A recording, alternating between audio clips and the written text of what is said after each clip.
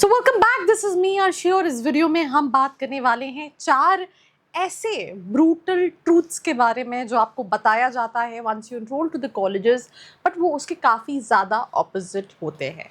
And this is something what they really don't post on their website and we can talk about all and all in this video.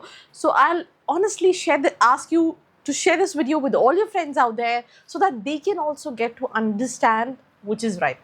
सबसे पहली चीज़ is the fake placement number.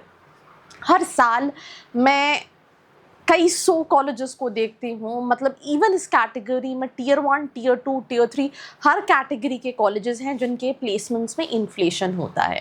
अभी हम social media के time पर रह रहे हैं जहाँ पे लोग अनोनिमसली आके पोस्ट कर लेते हैं. उनको भी डर है बिकॉज उनको प्लेसमेंट में बैठने नहीं दिया जाएगा. वो 20-25 लाख रुपए लगा रहे हैं, 30 लाख रुपए लगा रहे हैं, but still they come anonymously post about all these things, right. But still social media, जैसे मैंने एग्जाम्पल के तौर पर SIIB में देखा कि स्टूडेंट्स कह रहे हैं कि ये कॉलेज क्लेम कर रहा है 17-18 लाख का एवरेज पैकेज, और इन रियल 12-13 लाख 11 लाख का पैकेज भी आना मुश्किल लग रहा है. तो ऐसे बहुत सारे कॉलेजेस हैं with their fake placement report. तो सबसे पहली चीज़, highest package offered 40 lakh per annum, ये ब्रोशर क्लेम करता है.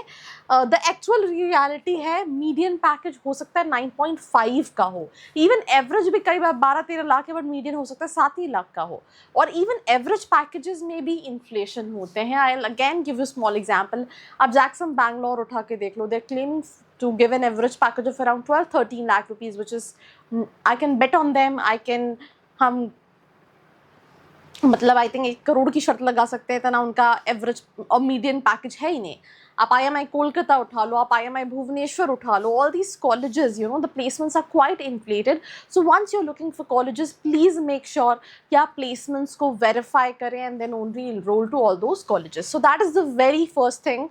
Always calculate your education loan, EMI against median salary and the average package, not the highest package.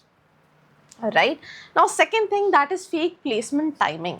अब आपको लगता है कि मैं कॉलेज गया और मेरे पास टाइम है 6 महीने का to build my profile and do multiple things, but in reality if I talk about first month में summer placement, especially tier 1 colleges में समर प्लेसमेंट का सिलेक्शन स्टार्ट हो जाता है. मंथ 2 में कंपनीज के इंटरव्यू हो जाते हैं, internship offers lock for next year, right. And simple सी चीज़ है कि you don't get 6 months to adjust to college life. और अगर आपकी प्रोफाइल रेडी नहीं है ऑन डे 1, आप जितनी भी टॉप टियर कॉर्पोरेट्स हैं उनकी रिक्रूटर्स कंप्लीटली मिस कर देते हो, right.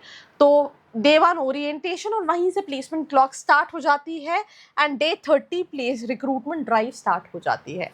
The third brutal truth कि यार when you enter into B school कुछ उतना मैटर नहीं करता, but I will be honest you, 10th-12th graduation matter करते हैं.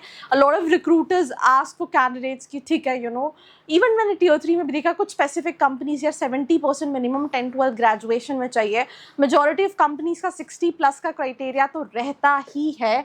तो आपका ये समझना कि आपके अकेडमिक्स उसके बाद भी मैटर करते हैं, दैट्स मिथ. तो top tier investment banks and consulting, especially finance के साथ है, giants use automated 999 888 algorithm to filter out resume before human HRs ever see them. Finance students, that's what I always said कि अगर आप finance ले रहे हो, आपका जो academics है वो कहीं ना कहीं 60s में तो मिनिमम होना चाहिए. This is something what you really need to understand, right? So strategy, if your pass marks are below 80, target tech products management, fast growth startup and digital sales roles. So that is something what you can do.